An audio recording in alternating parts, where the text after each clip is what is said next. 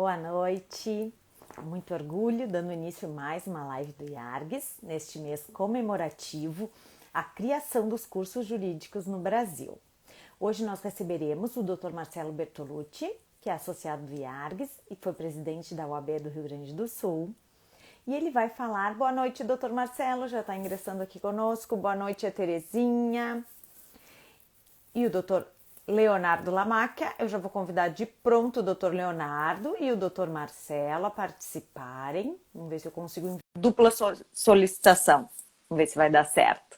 Hoje quem fará as boas-vindas, quem dará as boas-vindas ao Dr. Marcelo Bertolucci. Boa noite, doutor, tudo bom? Bem-vindo. Boa noite ao Dr. Leonardo, bem-vindo. Estou muito bem acompanhada, hein?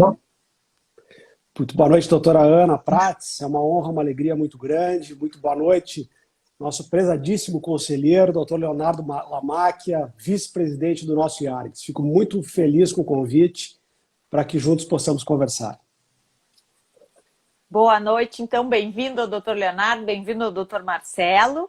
Doutor Leonardo, quem vai dar as boas-vindas ao doutor Marcelo, então vou passar a palavra ao doutor Leonardo, vice-presidente do IARGS, do Instituto dos Advogados. Perfeito. Boa noite, Ana. Boa noite a todos que nos acompanham. Faço aqui uma saudação muito especial a este grande convidado que temos na noite de hoje, o nosso querido e sempre presidente da OAB do Estado do Rio Grande do Sul, Marcelo Machado Bertolucci. Doutor Marcelo, para nós, o Instituto dos Advogados, é um prazer imenso e um orgulho, acima de tudo, tê-lo mais uma vez aqui neste espaço tão importante das lives que a Ana, a Terezinha e todos nós, capitaneados pela nossa presidente Sônia Cabral, temos conseguido oportunizar para os associados e para todos que nos acompanham para a advocacia do Estado do Rio Grande do Sul. Eu estou hoje aqui com o coração muito feliz e alegre de poder fazer essas boas-vindas. A nossa presidente Sulamita normalmente é quem faz isso, mas ela está por uma questão de saúde na família, impedida de estar conosco, e me deu a honra, e como afirmei e sublinho novamente, a honra e a alegria de poder fazer estas boas-vindas. Então, de imediato, para não tomar mais tempo, quero mandar um abraço para a doutora Sulamita, em nome da diretoria do IARGS, de todas as nossas vice-presidentes, de todos os diretores, operosos diretores do Instituto, saudar a quem nos acompanha e ao presidente Marcelo, e ler o currículo, passar aos colegas o tema, e de imediato, logo depois, passo a palavra ao Dr. Marcelo Bertolucci. O Dr. Marcelo Machado Bertolucci é advogado,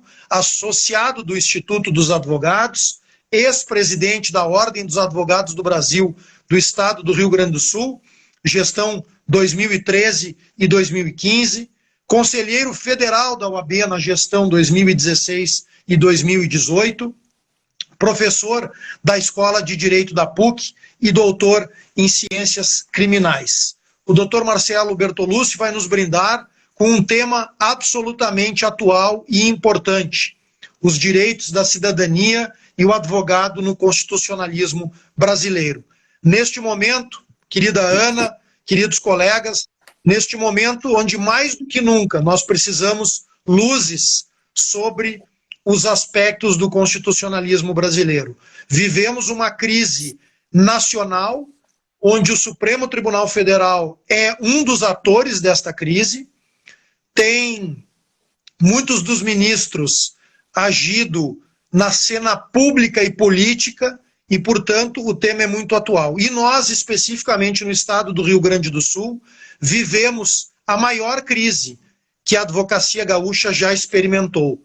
E esta crise é aqui no estado do Rio Grande do Sul, em função de nós termos 2 milhões de processos físicos não digitalizados e de termos tido os foros fechados por praticamente um ano. E ainda os foros não estão abertos no seu horário de funcionamento normal, o que é absolutamente inaceitável.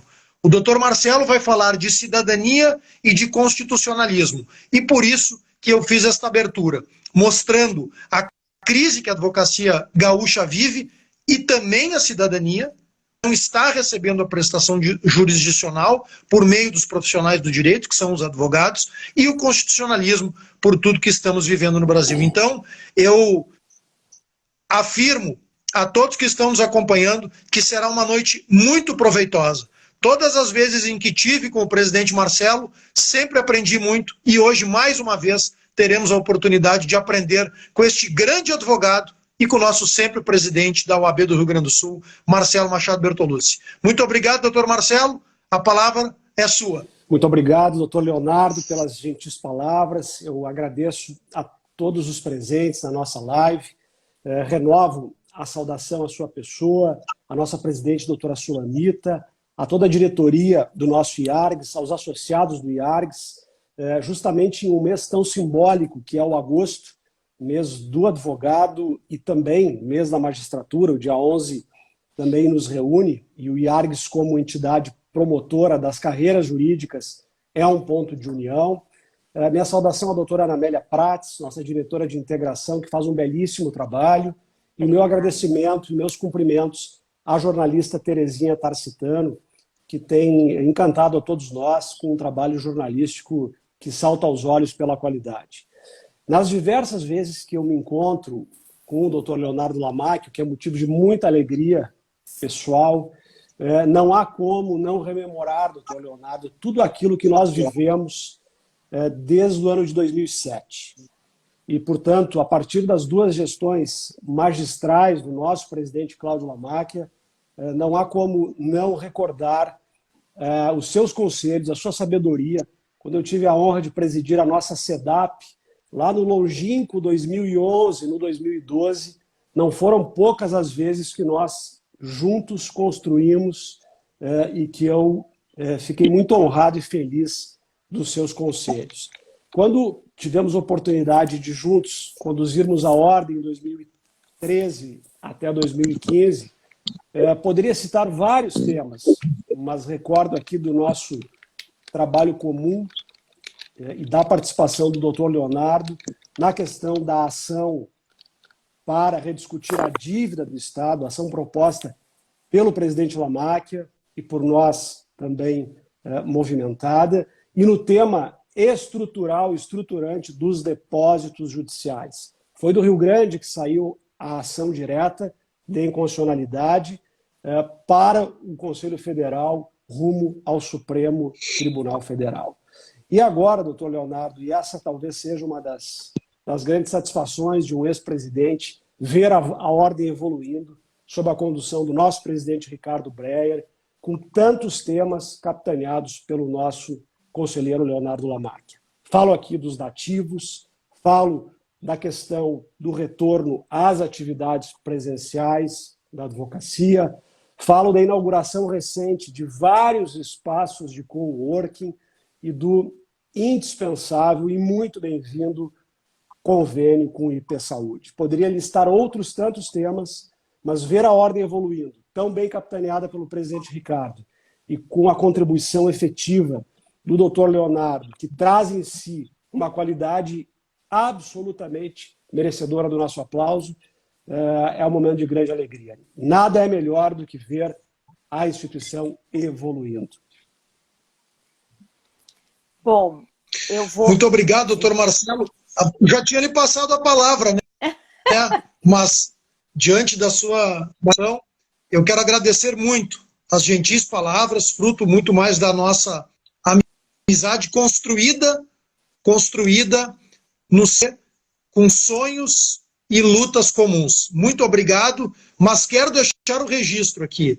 Desde 2007, sem dúvida nenhuma, a ordem vem crescendo muito, mas a sua presidência, a sua liderança sempre próxima é fundamental neste processo de crescimento, e ter o senhor perto da OAB, para nós é motivo de tranquilidade e de saber que todos nós estamos no caminho certo, dando continuidade a esse grande trabalho que o senhor foi líder na sua gestão. Muito obrigado, e agora eu me despeço e vou seguir acompanhando vocês aí pelo Instagram, porque todos querem ouvir o doutor Marcelo Bertolucci. Então, muito obrigada sua participação, doutor Leonardo Lamacchia, vice-presidente do Instituto. Eu vou, então, retirá-lo da live e passar a conversar só com o doutor Marcelo Bertolucci, tá certo? Tchau, tchau. Deixa eu ver. Estarei acompanhando. Obrigada. Um grande abraço, um bom evento. Obrigado, Marcelo. Uma honra tê-lo aqui. Muito obrigado. Vamos Bom, remover o doutor Lamáquia. Agora sim, passamos a palavra ao nosso palestrante da noite, doutor Marcelo Bertolucci, que vai nos falar sobre os direitos da cidadania e o advogado no constitucionalismo brasileiro. E eu gostaria de destacar que este tema foi objeto da tese de doutorado do doutor Marcelo, a qual foi apresentada na PUC Rio Grande do Sul. Sem mais delongas, doutor Bertolucci, por favor. Muito obrigado, doutora Ana. Eu prometo que serei breve, até para que possamos ter um espaço de troca de ideias com as amigas e com os amigos que nos dão a honra na noite de hoje.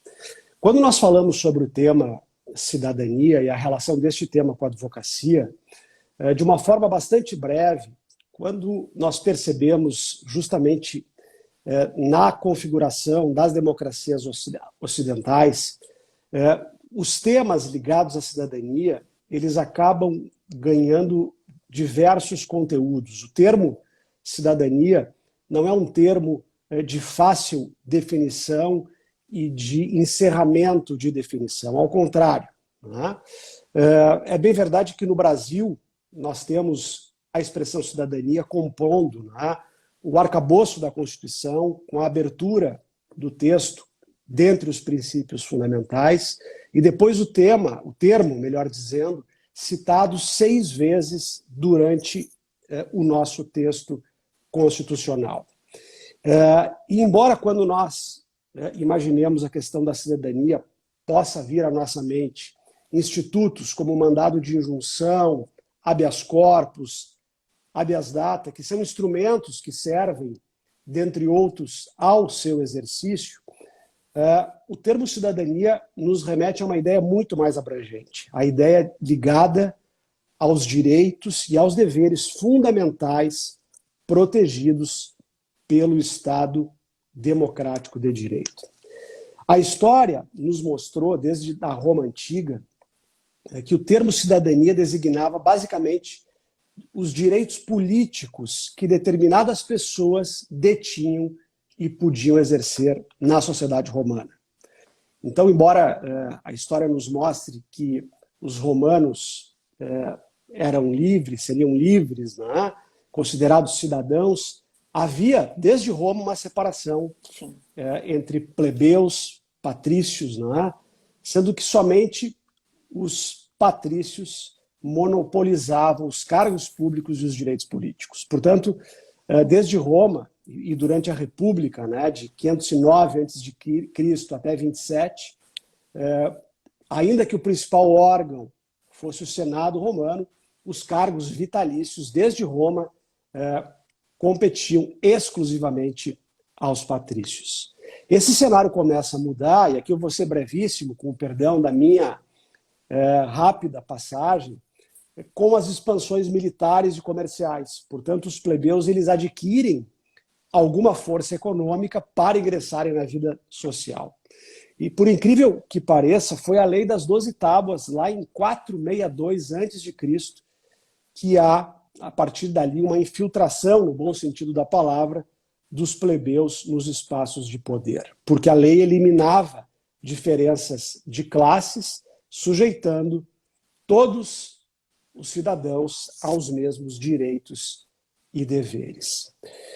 Durante o Império Romano, 27 a.C. até 476 depois de Cristo, a forma autocrática de governo acaba por subjugar os súditos às imposições do Estado. E a queda do Império Romano, com o surgimento da Idade Média, né, compreendida entre os séculos V e XV, e com a marca do cristianismo e da ruralização, há ali um nascimento, não é, de um poder fragmentário, vamos dizer assim, mas que também não permitia que o indivíduo pudesse fazer a representação na esfera pública. No Renascimento, entre meados do século XIV até o fim do XVI, há um resgate, não é, nos aspectos éticos, políticos da cultura greco-romana, reacendendo, digamos assim, os temas referentes à soberania e ao governo republicano. A partir do século XVII, nessa minha rapidíssima tentativa de incursão pela história, não é? Breve, mas muito, muito produtiva. Estou achando maravilhosa. Pode Bondade da continuar, doutora Ana, mas vocês se não. Com as revoluções burguesas, há uma alteração substancial do conteúdo dos direitos da cidadania. Por quê? Porque a sociedade passa a ter uma configuração mais próxima daquela observada na República Romana. Os nobres seguem detendo privilégios, né? Seguem não pagando impostos, ocupando cargos políticos de relevo, e o povo, né, se repartia entre burgueses e pessoas sem riqueza ou poder que viviam sofridamente de sua força de trabalho nas cidades e no campo. 1688, 1689, nós temos na história a Revolução Gloriosa deflagrada na Inglaterra, que leva a desterro, não é, o absolutismo monárquico, e aí pavimenta o terreno para o século XVIII, para o século XIX, para a tão importante Revolução Industrial. Estes documentos, não é, deste período histórico tiveram grande influência justamente e repercutiram nas modernas declarações de direitos humanos. Falo da Declaração de Independência dos Estados Unidos, 1776, falo sobre a Declaração dos Direitos do Homem e do Cidadão, 1789, e da Declaração Universal dos Direitos Humanos, 1948. Até mesmo um pouco antes da tomada da Bastilha, ocorrida em 14 de julho de 1789, já se observava o uso da palavra cidadãos, né, e cidadã para a designação de indivíduos comuns sem distinção de hierarquia. O termo resgatado da experiência política das cidades gregas, onde os cidadãos, embora restritos a uma parcela limitada de homens livres, deliberavam nas assembleias sobre questões públicas relacionadas às leis, à guerra, à justiça e à administração da cidade. Portanto, há uma simbólica carga histórica nesse período, não é? E este termo cidadão naquele período, começou a ser usado em contraposição ao madame, né? Monsieur, mademoiselle, portanto, uma terminologia com uma grande carga axiológica. Com a Revolução Francesa, as classes menos abastadas e as mulheres adquirem o reconhecimento formal da cidadania. E por isto, né, não por acaso, a Declaração dos Direitos do Homem e do Cidadão, de 1789, reconhecida, não é, pela sua universalidade, afirma no seu artigo 1º que os homens nascem livres e iguais em direitos, sendo que as distinções sociais só podem fundamentar-se na utilidade comum. Então, ali nós temos um grande marco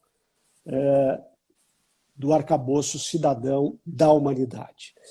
A noção, portanto, de cidadania, ela experimentou afirmações que se complementaram ao longo do tempo e mostram um processo evolutivo que ainda está em curso. A origem greco-romana, perpassando pelo resgate documental e pelas revoluções burguesas e se desdobrando, não é, em um conceito que não é estanque e está sempre em formação. O sociólogo britânico Thomas Marshall, falecido em 1981, de uma forma muito didática, ele reparte o conceito de cidadania em 3 partes: cidadania civil, política e social. A cidadania civil como consistente nas liberdades individuais, esse tema, né, doutora Ana, é tão atual, né, quando nós falamos de verdade. liberdades individuais, de ir e vir, liberdade de imprensa, liberdade de crença, liberdade de pensamento, direito à propriedade, direito de celebração de contratos e no acesso à justiça. Tá? O elemento político, né, ou seja, no direito de participar do poder do Estado, atuando ativamente em um organismo investido de autoridade pública ou influindo por meio do voto, e o desdobramento social, que me parece tão atual e tão carente ainda em muitos locais do mundo, né? Quem de nós não se chocou ontem, hoje, com aquelas fotos do Afeganistão, né? Mas um desdobramento social que seria o direito a uma vida digna, com um mínimo de segurança, saúde e bem-estar mínimo econômico. E, portanto, Marshall identifica no sistema educacional e nos serviços sociais as instituições mais intimamente conectadas a este aspecto social dos direitos de cidadania. Rapidamente... Doutor Marcelo, não quero interromper, mas chego a me emocionar com a sua fala e com tudo que está acontecendo, e a gente, assim, só pensar um pouquinho quantos anos, né, das revoluções burguesas e quantos 1000 anos do Império Romano, né, de tudo. E é uma evolução constante, mas às vezes também parece uma involução. É tão difícil, né, doutor Marcelo? Exatamente. A história mundial é difícil. Se nós formos imaginar os diplomas legais, né, a evolução do constitucionalismo mundial e, por outro lado, a vida real nos chamando muitas vezes para uma involução que salta aos olhos. Né? Que choca. No meu caso, eu fiquei chocada com essa do Talibã e o retorno. Não parecia que não era possível. Né? Hoje, quando eu vi aquela foto ontem, enfim, das 600 pessoas dentro do avião e das outras pessoas caindo, eu me perguntei, né, de que adianta, né, o que estamos fazendo, será que adianta? Né? Sim. Quais são os nossos erros? Né? Porque alguma coisa parece que fica e perpassa e a gente não consegue apreendê-la. Né? Exatamente, não se aprende dos erros ou se repetem os erros. É bem difícil, assim, bem complicado. Exatamente. Vamos adiante. Vamos adiante. De todas essas expressões, pessoalmente a que mais me toca é vida digna, né? Enquanto se fala de cidadania. Quando nós tentamos imaginar a cidadania e imaginar a recente democracia brasileira, vem justamente a Assembleia Constituinte de 1823. Né? Por quê? Porque nós tivemos lá um ano inteiro de discussão entre os parlamentares brasileiros, né, justamente sobre o tema cidadania. Quem nos ensina isso com muita propriedade é a professora historiadora Ruth Gauer, né, que foi a Portugal estudar justamente o conteúdo dos discursos dos parlamentares à época, né? Porque muitos deles estudavam também em Portugal, Sim. ou eram egressos, né, de Portugal, das escolas de Portugal e da França. Né? E nesse período de 1823, houve uma evolução, não há dúvida, né, consubstanciada na primeira Constituição, né, de 1824, embora várias pessoas ficaram à margem deste processo. Né? Mulheres, não proprietários de terra, mestiços e por aí vai. Não é? Mas mesmo assim houve alguma conceituação sobre cidadania. E aí quando nós imaginamos a discussão de 1823, não é? Surge a figura justamente do advogado, não é? Por quê? Porque a Assembleia de 1823 ela era formada por uma elite representativa, não é? Que marcava um nascente pensamento jurídico. E esta nascente elite do campo jurídico administrativo vinha das escolas, não é? E um dos temas de 1823 era justamente, por meio de uma cultura liberal, não é? A inauguração dos cursos jurídicos do Brasil. Por isso, Dom Pedro I, né, cria o curso de Direito de São Paulo e Olinda, cujo propósito era a formação de uma elite administrativa nascente brasileira. Sim, formada no país, não Formada fora no dele. país. É Lembrando interessante que isso. a data certa é 11 de agosto de 1827, eu estava olhando aqui nas minhas anotações. Exatamente. A criação 27. dos cursos, isso, Exatamente. 1827. E é interessante que muitos dos alunos dos cursos de São Paulo e Olinda já tinham estudado direito em Portugal e na França, mas fizeram de novo o curso. Repetem. Né? Repetem o curso. E surge, né, doutora Ana, caríssimas amigas, caríssimos amigos, não Temos por acaso... aqui, eu não quero interromper, mas doutor Marcelo Lourenço colocando grande mestre, sempre mentor e presidente. Tem vários aqui, doutor, mas aí eu vou lhe interromper muito. Muito obrigado Vamos adiante. Doutor Marcelo Lourenço, querido amigo. Não por acaso, logo depois, surge em 1843 o Instituto dos Advogados Brasileiros. Né? E logo depois os seus congêneres estaduais. E aí o nosso IARGS, né? Sim. Formado, né, justamente por egressos das escolas de Portugal e da França, e graduados das primeiras turmas de São Paulo e Olinda. Portanto, a maioria dos recém-graduados, né, eram integrantes do Instituto dos Advogados Brasileiros, que dentre os seus objetivos, sabemos todos, né, estava a fundação, que ocorreu só depois da Revolução de 30, da Ordem dos Advogados do Brasil. Esse início, né, em 1930, da OAB e do nosso Instituto em 1843, ele marca justamente um processo de organização da advocacia com limites éticos de atuação e titular de prerrogativas. Né? Demorou bastante esse novo tempo. Quem ensina muito bem isso é Rui de Azevedo Sodré, né, numa obra clássica chamada Ética Profissional, porque no século XIX a advocacia ela apresentava uma atuação extremamente individualista e privada. Né? Até nas primeiras décadas do século XX persiste o entendimento da profissão com caráter exclusivamente privado. A Constituição de 1891 reforça ao dizer que é garantido o livre exercício de qualquer profissão moral, intelectual e profissional, sem limites, sem balizamentos. Portanto, havia uma liberdade de atuação. E esse paradigma privatista da advocacia, ele muda justamente, não é nas primeiras décadas, não é a partir de 1930, melhor dizendo, com o advento do Estado Social de direito do século XX. Portanto, a partir dali, começa a advocacia, valorizam-se os compromissos profissionais em face de toda a coletividade.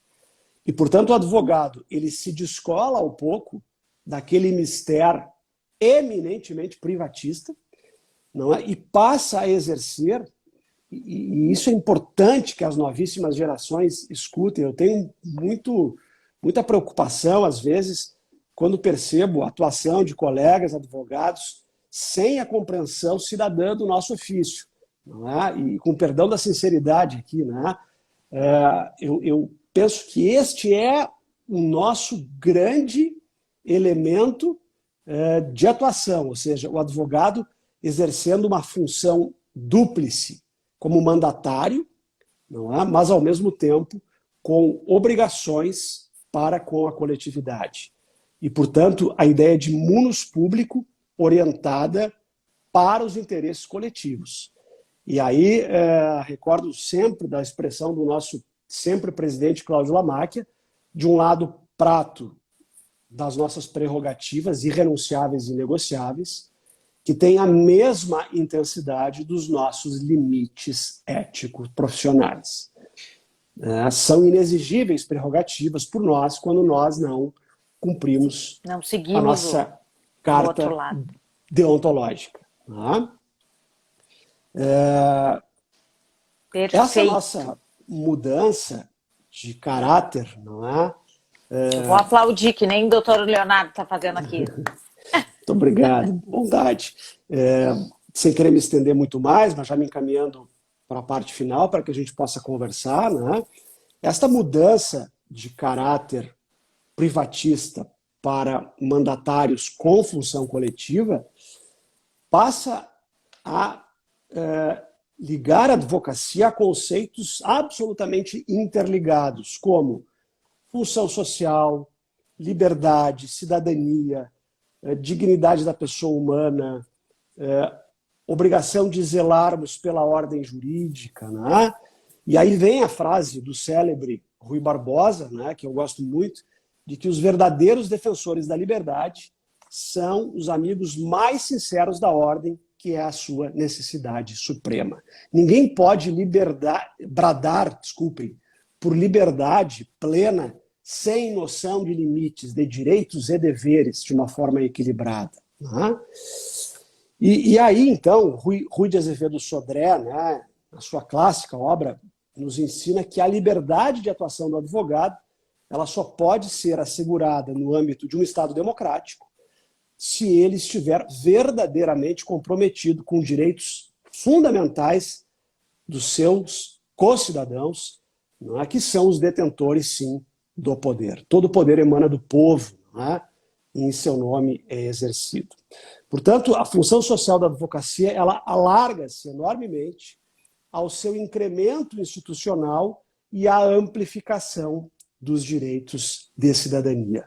E valoriza-se, então, sobretudo na segunda metade do século XX, justamente a dimensão político-cidadã do ofício, ou, se me permitirem, do sacerdócio da advocacia. Esta é, digamos assim, a mudança que faz com que a nossa natureza jurídica seja a natureza de um grande elo entre a fala da cidadania, não é? E uma importância social que começa lá na Grécia, por meio da oratória, não é? Lugar de origem das teses e técnicas de defesas, passando pela República Romana, onde a profissão se especializa, chega à fase colonial do Brasil, baseada na matriz do direito europeu, sobretudo Portugal e França, e agora, em pleno século XXI, né, estamos aqui também, embora com uma matriz romano-germânica, convivendo com algum pragmatismo, né, com institutos anglo-saxônicos. Né, quem de nós imaginaria que uma sentença transitada em julgado poderia ser revista por um acordo de colaboração? Né? Nós estamos convivendo com tantos acordos, né? Acordos de leniência, acordos de colaboração, acordos de premiação, com o binômio utilidade-necessidade, que passa longe, aqui não estou entrando no mérito ainda, né? Que passa longe de tudo aquilo que a matriz romano-germânica nos ensinou.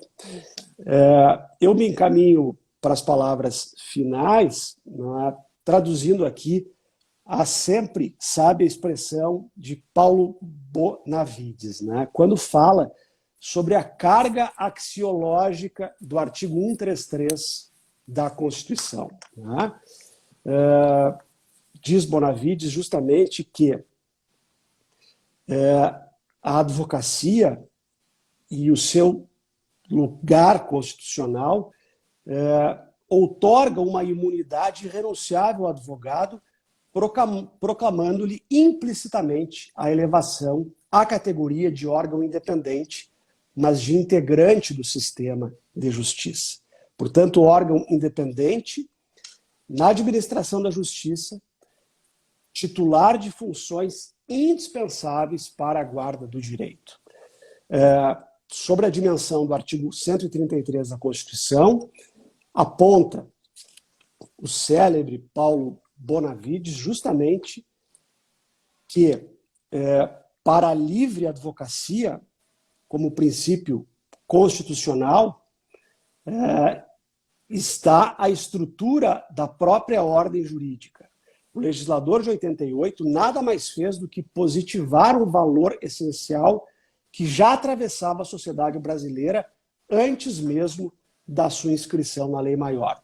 A atuação histórica dos advogados oferece respaldo empírico à teoria de Paulo Bonavides. E, portanto, a fragilização da advocacia e da independência da advocacia é a fragilização da própria democracia. Portanto, eu penso que o termo cidadania, embora tenha sido abarcado no nosso texto constitucional, ele carece sempre de vigilância.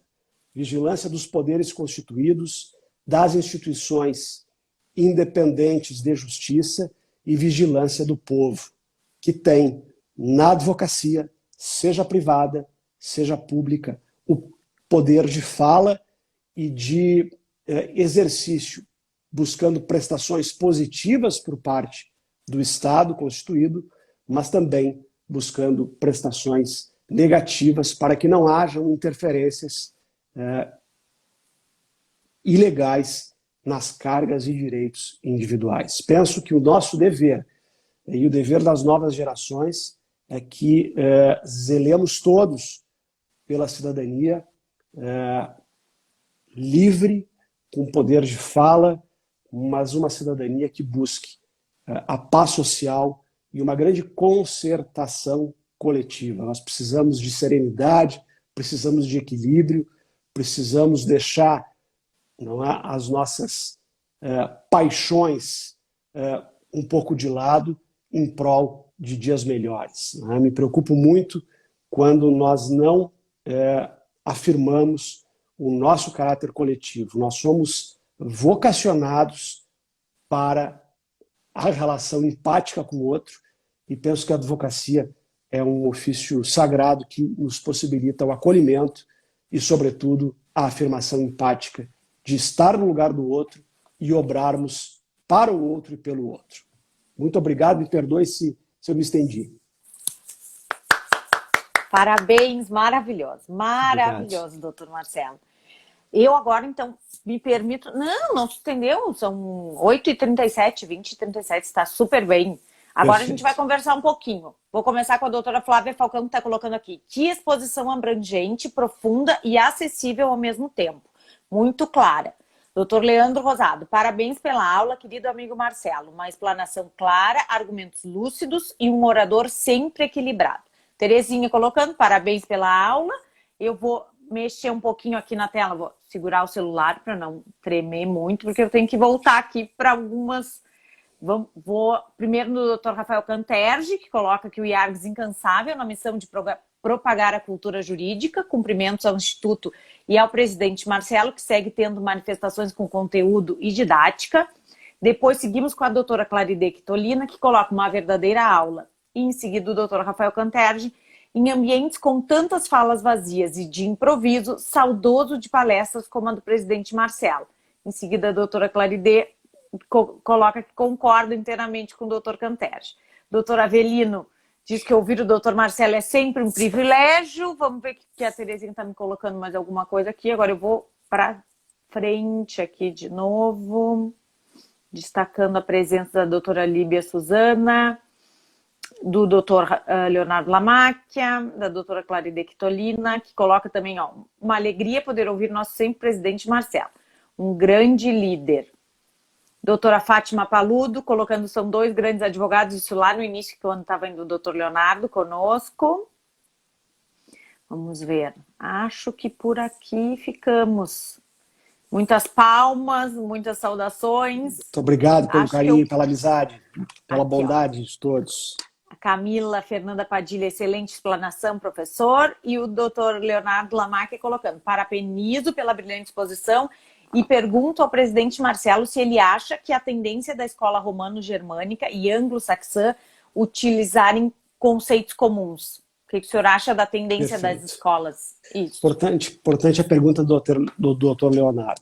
Eu penso que sim. Não é? Na verdade, a aparente distância entre a escola romano-germânica com a escola anglo-saxônica, ela vem desmistificada cada vez mais. Não é?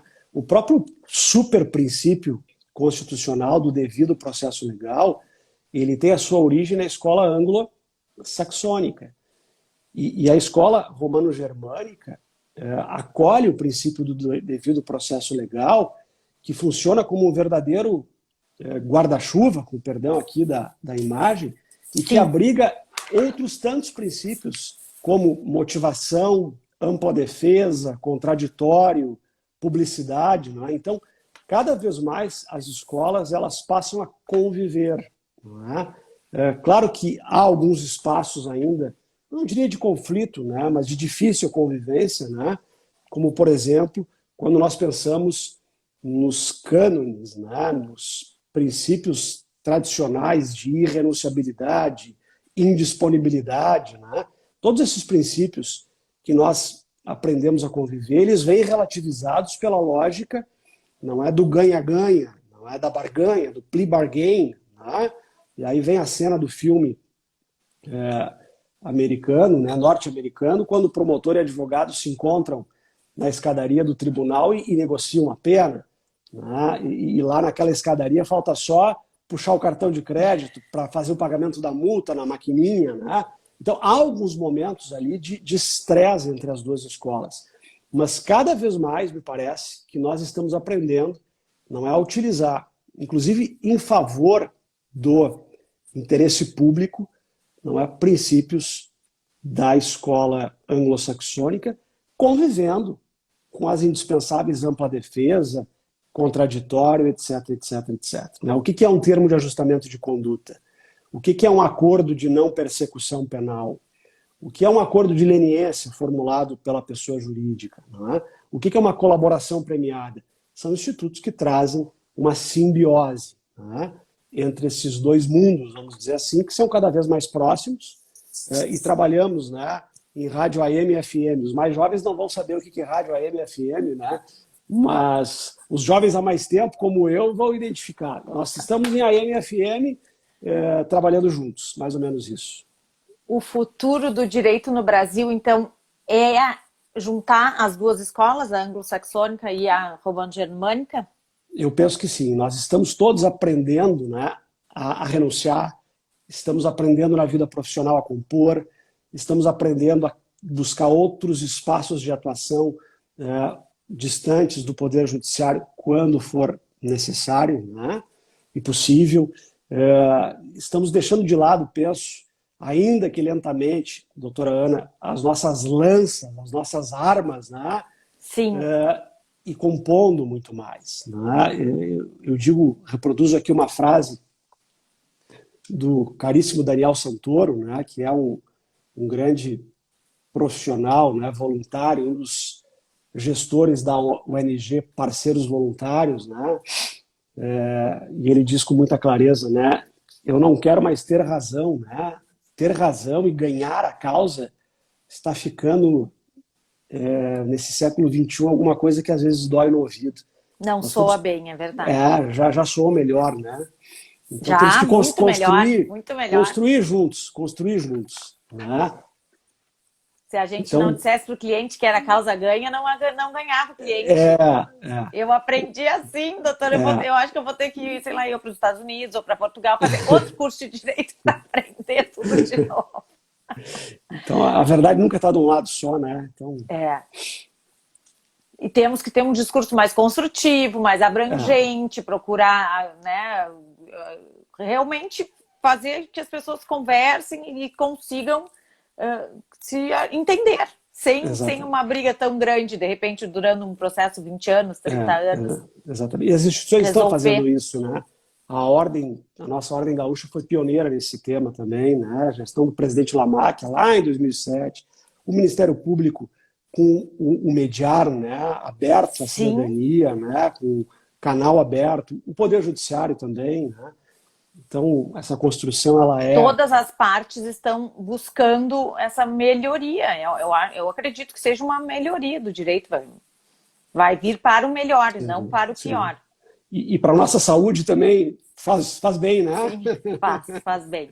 Faz bem, porque a gente vai guardando muito rancor, embora aprenda que não é assim, mas é difícil, né? É sempre uma luta, uma briga que fica ruim. Isso não faz bem mesmo pra gente. Acho que para ninguém.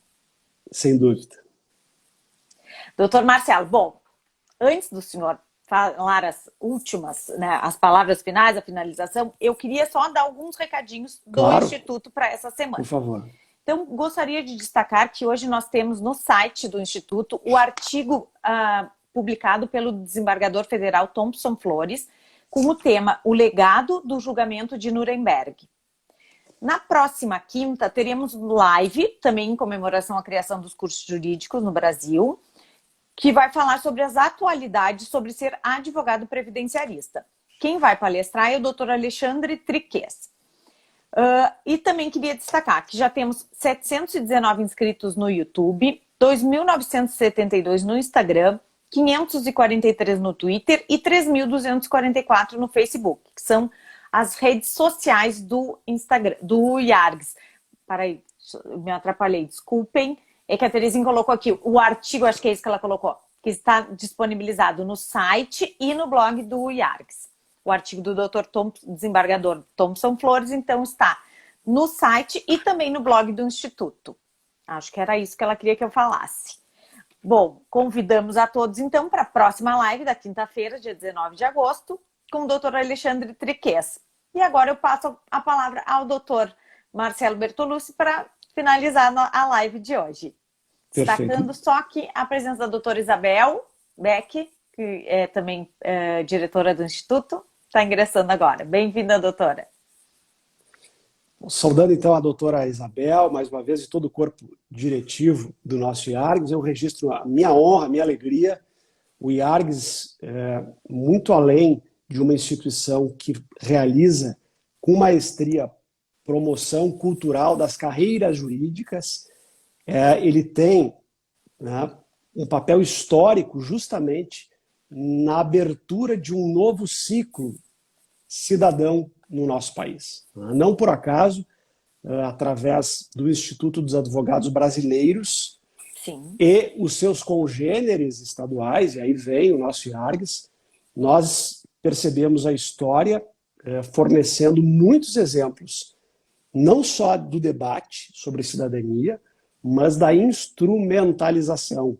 Saíram dos núcleos pensantes do Instituto dos Advogados Brasileiros e dos institutos congêneres estaduais, dentre eles do nosso IARGS, ideias, teses, não teses acadêmicas naquela época, e aqui nenhuma crítica às acadêmicas, mas teses instrumentalizadoras que serviram, não é, que integraram projetos de lei que redundaram justamente no nascimento de um nascente, quero ser aqui redundante de propósito, projeto de país. Não é?